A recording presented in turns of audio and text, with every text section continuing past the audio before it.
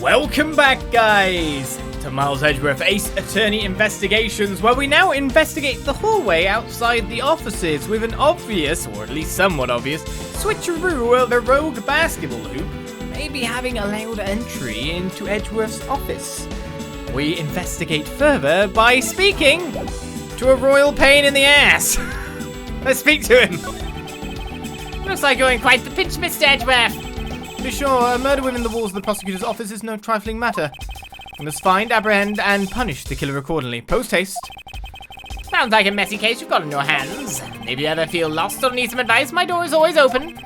How gracious. I will keep you off in mind. Who is this guy again? It doesn't even tell you who it is. Well, we know. The hand gesture. The somewhat lack of hair. It's not me honest. Right, so there must be more we can do here.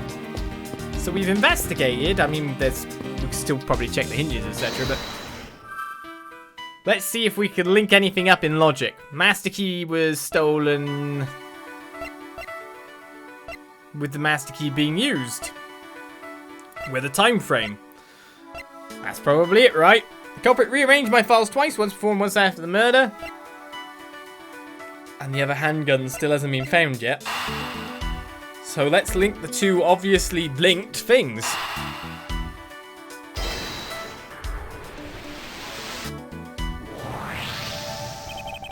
Miss Bird, I'm afraid there's a flaw in your story. What? No way, pal. I mean, sir. You said that you locked up Mr. Portsman's office at around 1:30 AM, correct? However, the master key had already been stolen at that time. Wow, nothing gets by you, Mr. Edgeworth. You saw that contradiction like a pro. I totally forgot all about that, but thanks to you, I remember it now. You're right. It was around that very time that I realized the master key was missing. And? Well, I'm a security guard, sir. I couldn't just admit to losing the master key, could I? So I pretended to lock up his room, sir. You pretended? Yeah, I used my house key and made it look like I was locking up, sir. So in actuality, you never did relock the door then? Well, I thought that maybe I could go lock it after I found the key. Come to think of it, I guess the door still hasn't been locked properly. Oh really? So not a switcheroo done with the basketball thing. I thought that was what was going to happen. Well, I'm wrong. I'm jumping to conclusions. I'm making assumptions in the wrong direction, but it does look like we can walk into his room.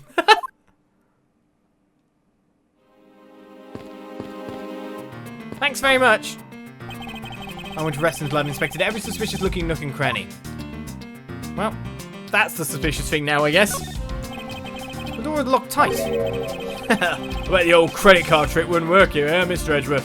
Yeah, but it's locked and it shouldn't be. This is the office of a high prosecutor, detective.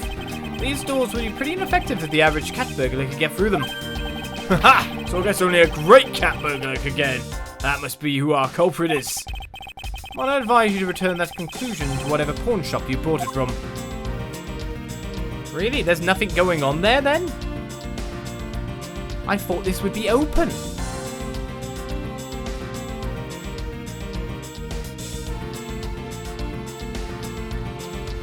Then there's a contradiction? How am I... Can I point this out by deducing? Is this not somehow connected to any of the evidence I hold? The master key? I know, well, Miss Bird unlocked the door, but master key was stolen, so she could not lock it up. There we go. Thank you, deduction thing. There's a contradiction here between reality and the evidence.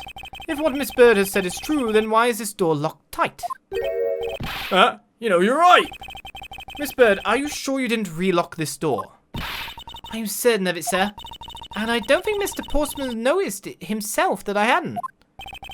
Which means what, sir? It either means that he actually does have the key to his office, or that the door Miss Bird opened wasn't this one at all, but a completely different one. She opened a different door, but how can you prove that? There's an easy way to find out. All we need to do is... we need to examine these. The prints on the master key, the prints on the doorknob, the prints on the number plate. Would be her prints, wouldn't they? If she did touch this doorknob. The prints on the doorknob will tell us everything. You! Yeah, you pal. Do us a favour and see what you can lift from this, okay? So, what you find out? There's no need for such belligerent nostril flaring, detective. Sir, I found only Mr. Portsman's and Mr. Faith's prints on this doorknob. So only 2 people's prints were found on this, huh? That's pretty decisive. I'm lost, sir. Thinking logically, a certain other person's print should be on this knob as well. Now then, whose print should also be on this doorknob? Miss Maggey Bird! Take that! Don't you find it odd that the prints of the person who unlocked this door are absent? You mean... Yes, the door that Miss Bird opened could not have been this one, but a different one. Or not opened. You know how it is. Mr. Portsman's office data has been updated.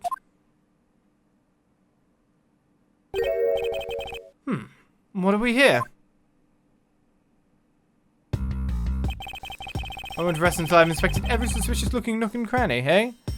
Well, I mean, I pulls you there because obviously that.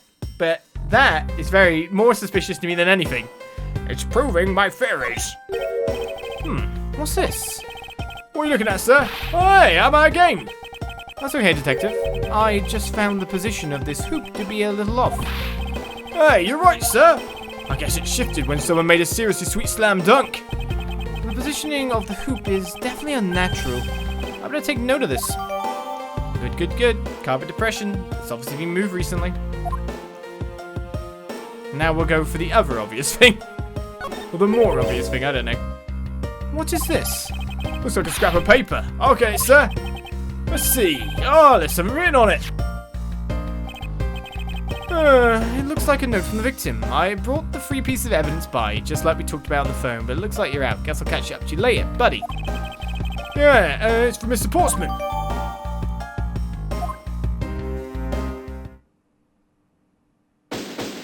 Oh, job done. Looking around this hallway has actually paid off quite handsomely. Huh? How so, sir? In a variety of different ways. I think it's time we had a little chat with the real culprit of this case. You know who the killer is? Wow, Mr. Edgeworth. As long as my logic is sound, then yes. The mastermind behind this murder is none other than Mr. Portsman. What? Mr. Portsman? Oh, I knew it. That's exactly what my logic sensors were telling me too. I suspect it was him from the instant he accused Maggey of being the killer, sir. Not about you. That's anything but logical. Lady and gentlemen, prepare yourselves. Come with me, it's time to knock on Truth's door. We're gonna deal with it right here, right now. This is kind of interesting. Mr. Portsman, I've finished processing the bloody letter, sir. Alright, let me take a gander at it. Pass it here! Okay, looking good. You there, take good care of this. Whoa! Ow. What if it's Detective Gumshoe? And a line for you, Portsman. We've got you now. Call off your dog, Mr. Edgeworth. Is this some kind of joke? It's no joke. We know, Mr. Jacques Portsman, that you are the guilty party in this case.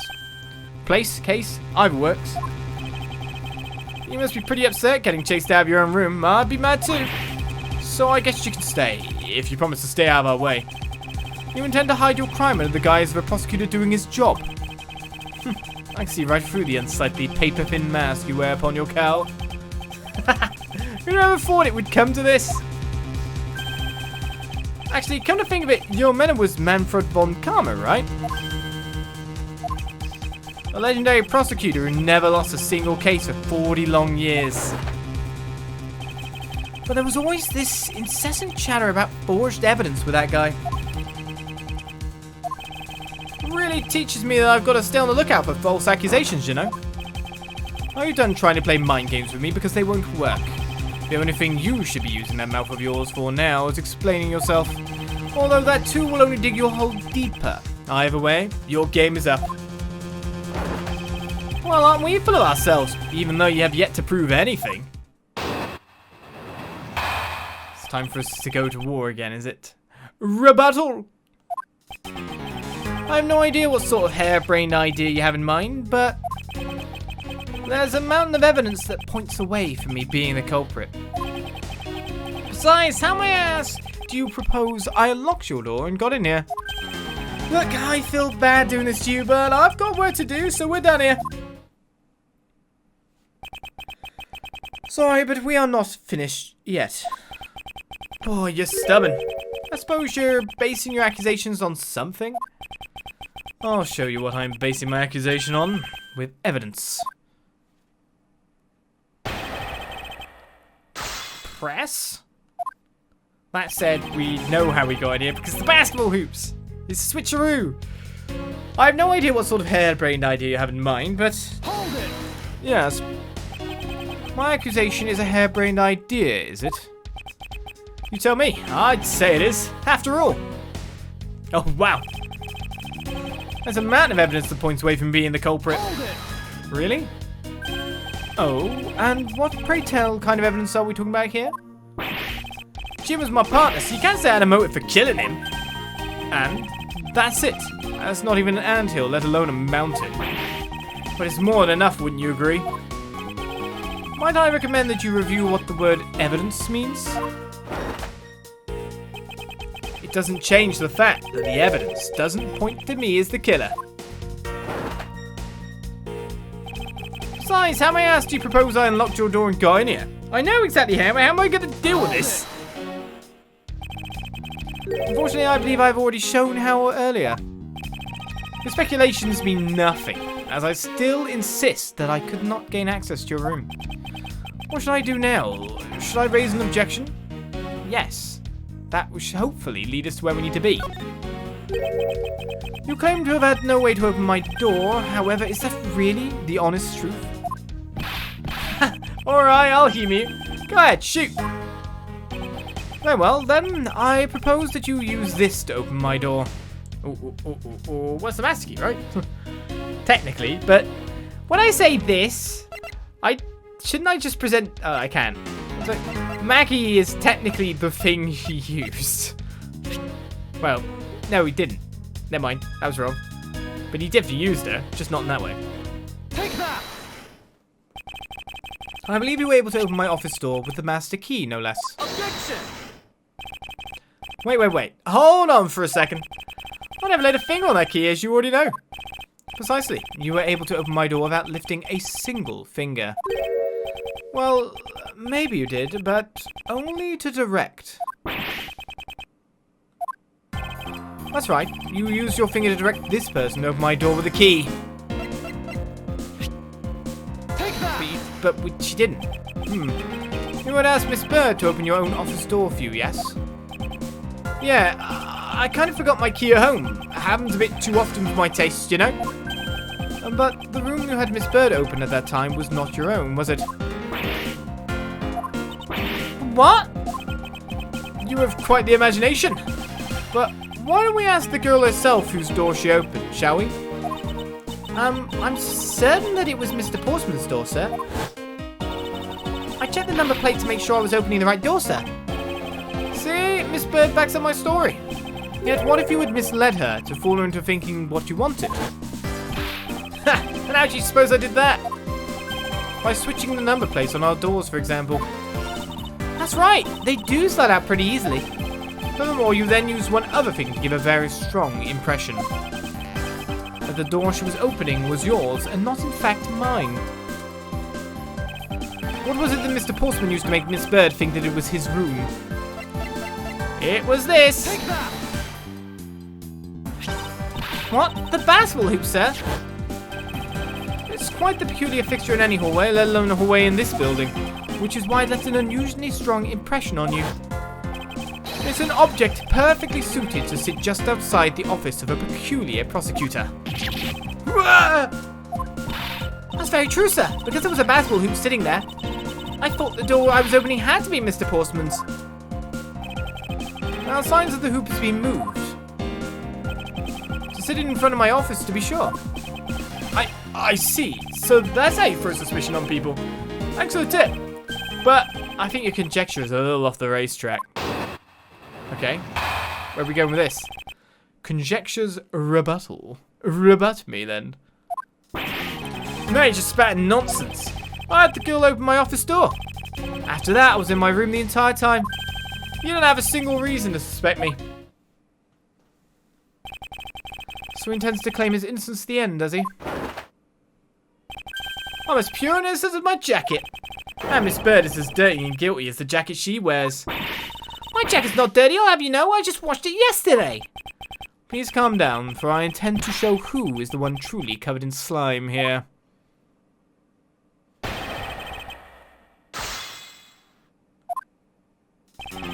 No, you're just spouting nonsense. I'm not spouting nonsense.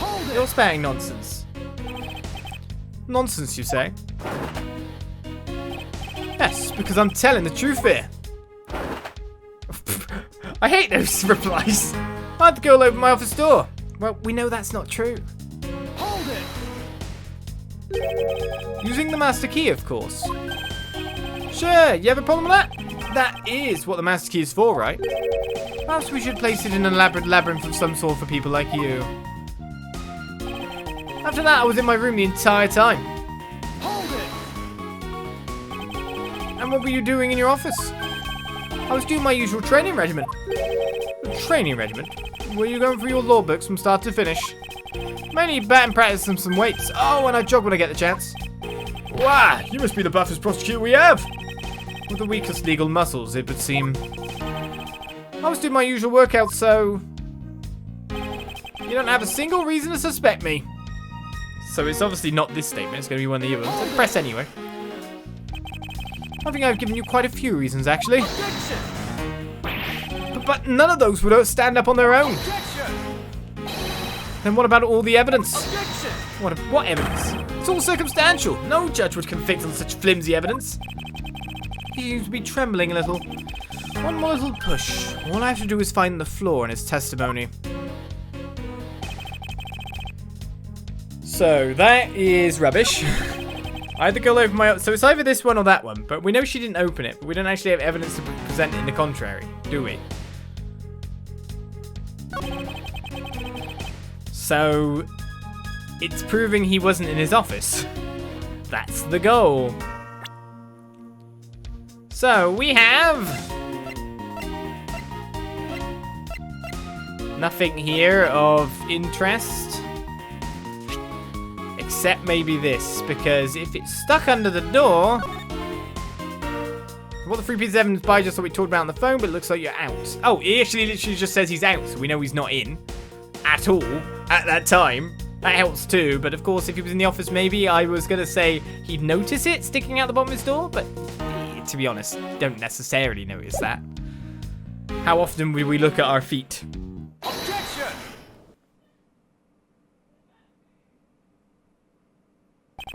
That was a lie. What are you talking about? How was that a lie? It's a note that the victim left for you, Mr. Portsman. A note? It was left under your door, or did you not notice? And right here it says, but you're out. You were not in your room when the victim came to call on you. So then where were you, and what were you doing? Ah! Shall I explain it in full detail for you? You were busy snooping around in my room, the very room you had Miss Bird open for you. That's just nonsense! You have no evidence that I made the girl open your door for me. Oh, but I do. I have very decisive evidence. No way! I do? This is proof positive that you had Miss Bird open the door for you. Miss Bird herself, the master key. See, the thing though is, like, we know that she didn't have the key, so she used something else. So... what are we doing? Can't be the key then. Because it was stolen. That's the office itself. We suppose that she unlocked this door, but the prince would not found the doorknob. Oh yeah, that's the one! Take that! I had your door dusted for prints. My door? Ha! What for?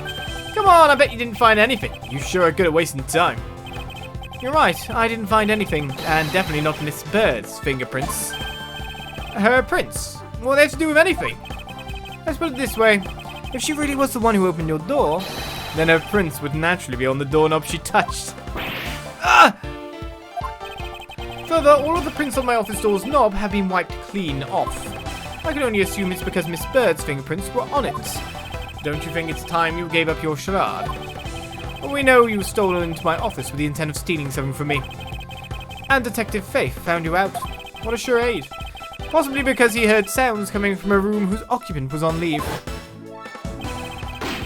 Mr. Portsman, you killed Mr. Faith to silence him. And I had the misfortune to return when I did. You had to threaten me as you escaped. As I said when you had the gun to my back, no one gets away with committing murder in my office.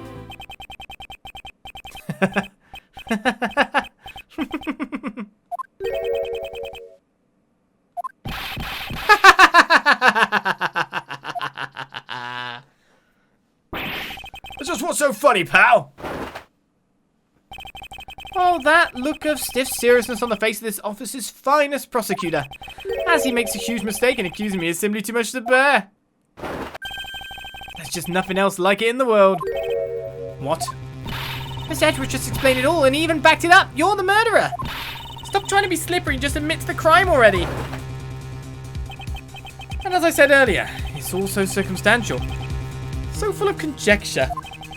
You say you checked my doorknob for prints? Well, I can readily confess that I've wiped that knob down well. Eh? I'm a little obsessive compulsive, you see. I didn't want to touch a doorknob that you had touched, which is why I wiped the knob down as soon as I could after you opened the door. After that, it makes perfect sense that only Jim's and my own prints would be on there. You made that up just now, didn't you?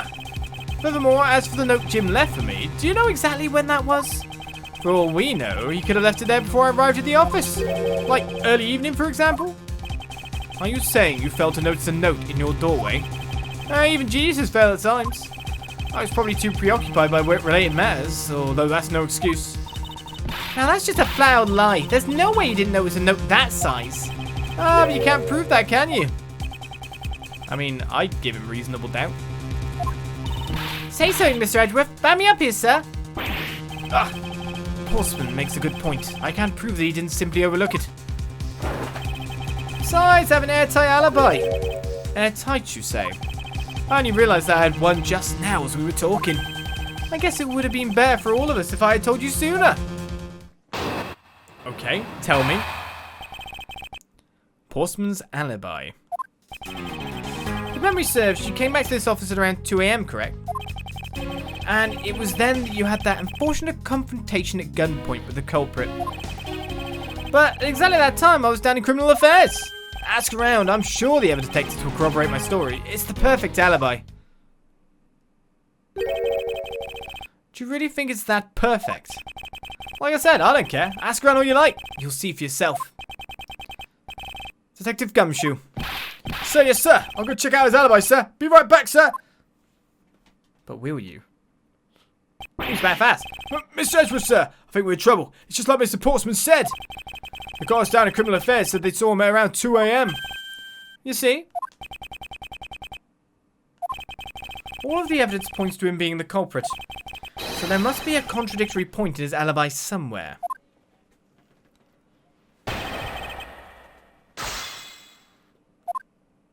If memory serves, she came back to this office at around 2 AM, correct? Hold it. You are correct. It was around 2 AM. Are you sure? It's really important to me that you're spot on with the time. I remember checking my watch then, and make no mistake, it was 2. Ah, give testimony like a pro. Okay, so you came back to your office at 2. And it was then that you had that unfortunate confrontation at gunpoint with the culprit. Hold it. It is as you say. However, you were the only one who claims to have bumped into the culprit. So tell me, did you see the person's face? Was it me who you saw? It was pitch black, so I couldn't actually see. Objection. Oh, come now, I'm sure you saw something. Try a little harder, why don't you? I'm beginning to feel like I'm the one being interrogated here. Oh well, it doesn't matter if you remember or not. It only matters that you ran into the culprit. But at exactly that time, I was down in criminal affairs. Hold it. I'm not really seeing anything at the moment. So you paid the criminal affairs department a visit. Yep, right after I left the prosecutor's building, I headed straight for the precinct. Yeah, it's just literally going through these quite fast. That's grand. Surely the other detective will corroborate my story. It's a perfect alibi. But we know his story's been corroborated. Hold it! Well, we did go and ask around to confirm your testimony. And it was just as I said, right? Yes, sir. A number of detectives said that they saw you around that time. See? I have the perfect alibi. That's the ace I had up my sleeve. Ah. Impossible. He actually does have the perfect alibi. What's wrong? Why the sudden look on your face? Can't you say anything back, Mr. Edgeworth? I think we've reached the end of the line and it's time to get off this crazy train. You there. Sir, please escort the young lady out, but remember, be gentle. Maggey! Detective Gumshoe!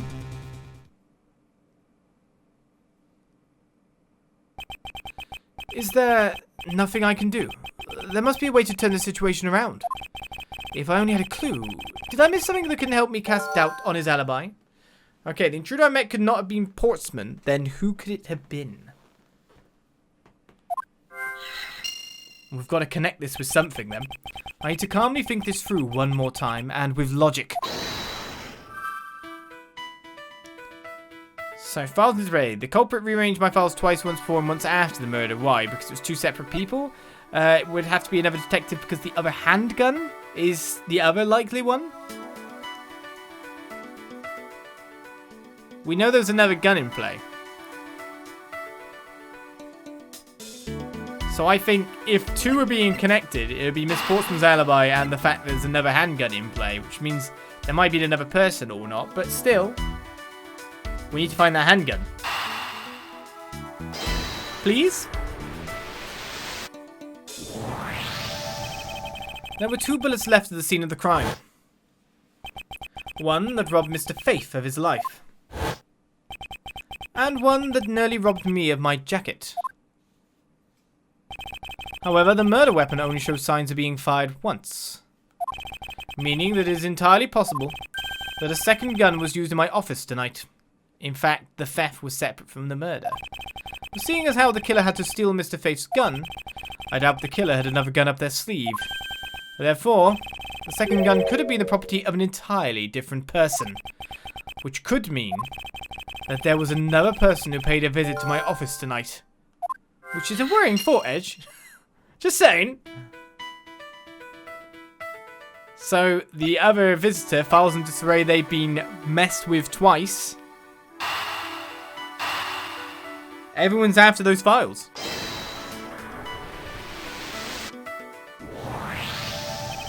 Supposing there was yet another visitor tonight. That would also resolve the issue of why my shells were appended twice. We know that the shells were disturbed once before and once after the murder, so it shouldn't be much of a stretch to think that it was the work of 2 different people. Once by the person who stole the victim's gun and then killed him with it. And once again after the murder by our second culprit, who was the owner of the second gun. If we suppose that the second culprit's gun was the one that was pointed at my back. Objection!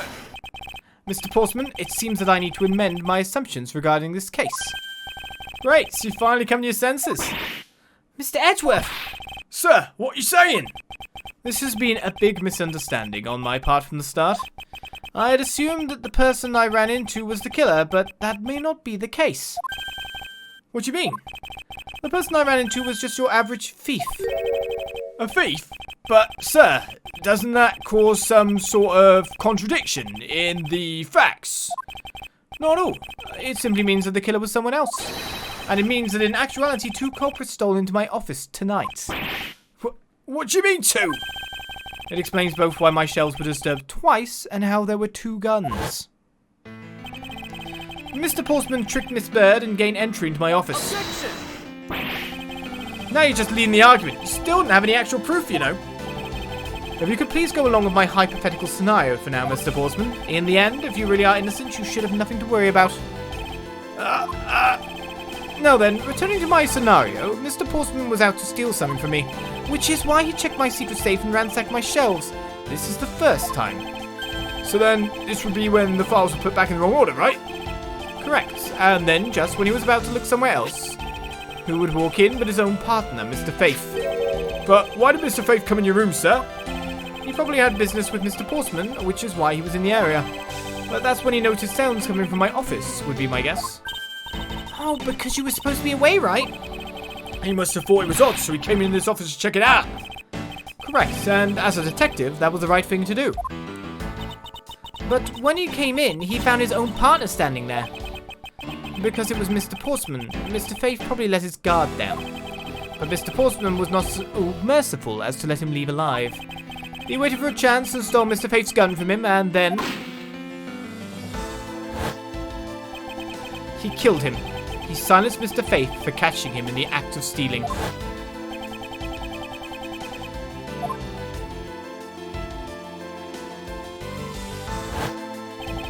This was the moment in which the first shot was fired, the one that landed in my files. Following that, Mr. Portsman wiped the gun down and left it behind as he made his exit. He could afford to do that because he had also left the fake dying message behind. You're such a complicated troublemaker, you know that?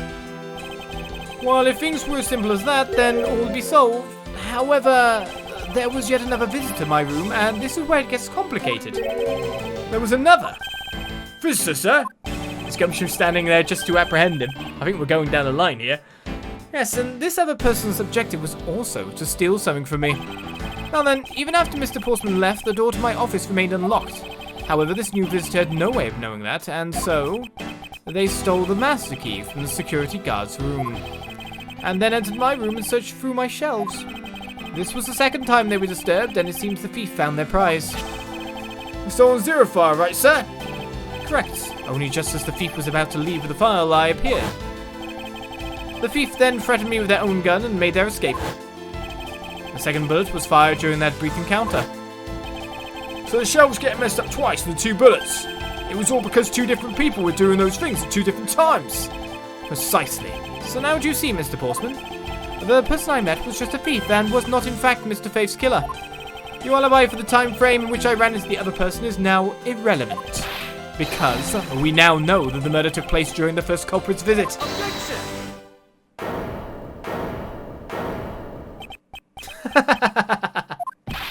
What's so funny, pal? Absolutely splendid! Your scenario explains everything. Of course it does. It's Mr. Edgeworth after all. But you know, it still doesn't change the fact that it's all circumstantial. Supposing if, and that's a big if, your theory is right, it would render my alibi, which has withstood scrutiny, mind you, irrelevant. But there is still one defining point of your argument for which you have no evidence. Your supposition that I was the first visitor. Ah, Mr. Edgeworth, you can't let him get away with that, sir. But he has a point. I have absolutely no proof at this point. Don't say that, sir. I don't believe this. Don't worry, Maggey. I'll do something if I must. You know something? I find your attitude to be somewhat peculiar, Mr. Edgeworth. If the person you met really was just a plain old thief, then why is that person not your main suspect? That is, if your theory is correct.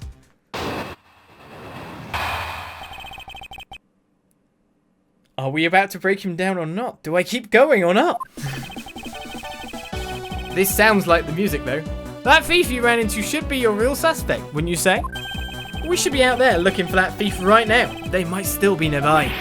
I hate to repeat myself, but as I've already said, I was training in my room. And when Jim came to deliver some evidence to me, I was down at Criminal Affairs. So I can't be expected to know what happened around here after I left. So you think we should be out there looking for the thief? Of course, now isn't the time to be wasting time on dead-end discussions. I don't think it's at all dead-ended. I find your alibi to be fascinating. Let's continue where we left off, shall we? I know he's lying. I know he was here at the scene of the crime. I just have to find a way to prove it.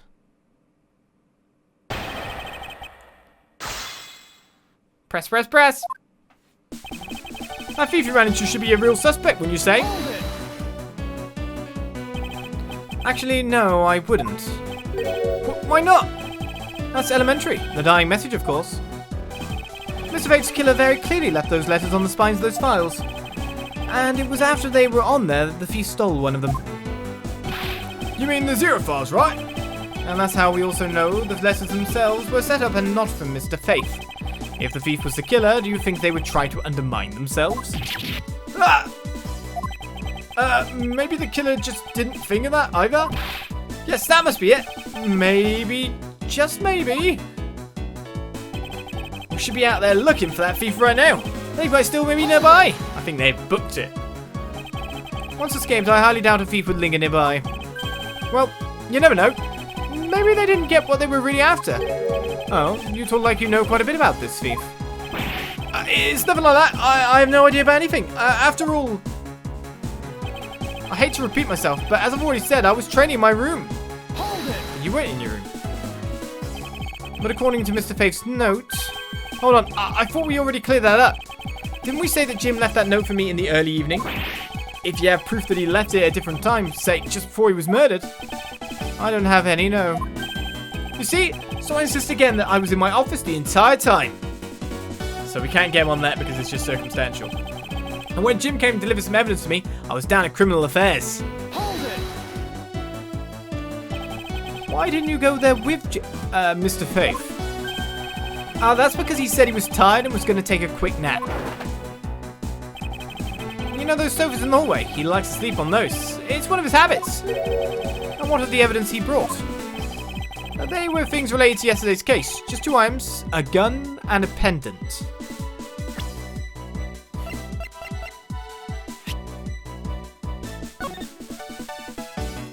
Three pieces of evidence, just like we talked about on the phone. The numbers don't quite add up. Interesting. This piece of testimony seems too crucial to let slip through the cracks. You brought me 2 items, a gun and a pendant that relate to yesterday's case. Time to present. Objection!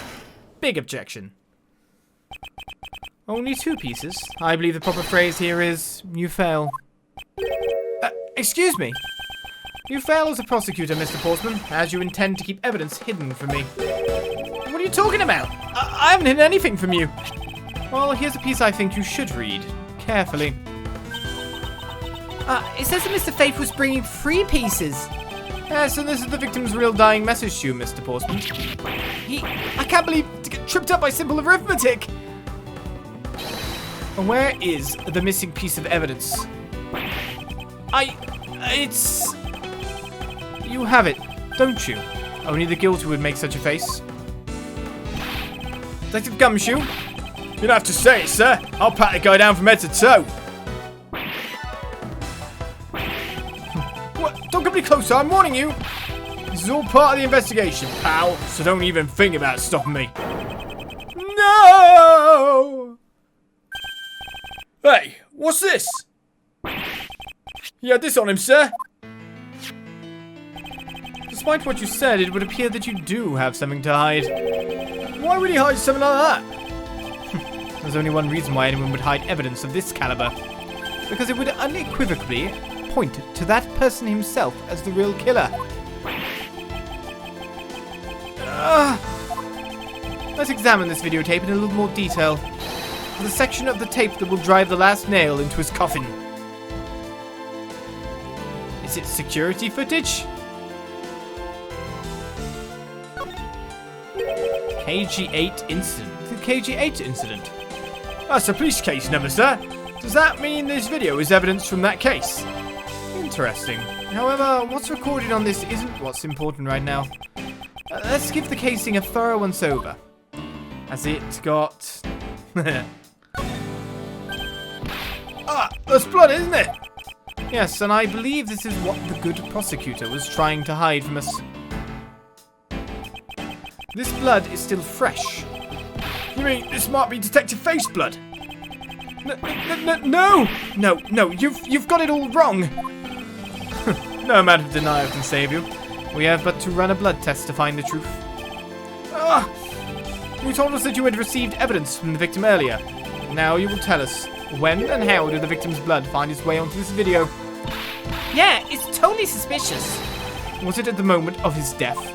did Detective Faith have this videotape on his personage when you killed him? You know very well there's no way to prove that. Not even if we were to examine this tape for fingerprints. If I were to take a guess, I'd say that the only ones on here would belong to the murderous you and Mr. Faith. No! Impossible!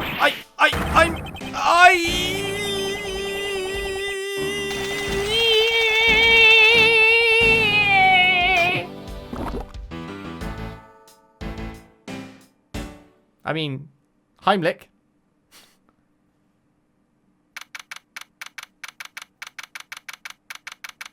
It did seem we were on the way to proving a guilt.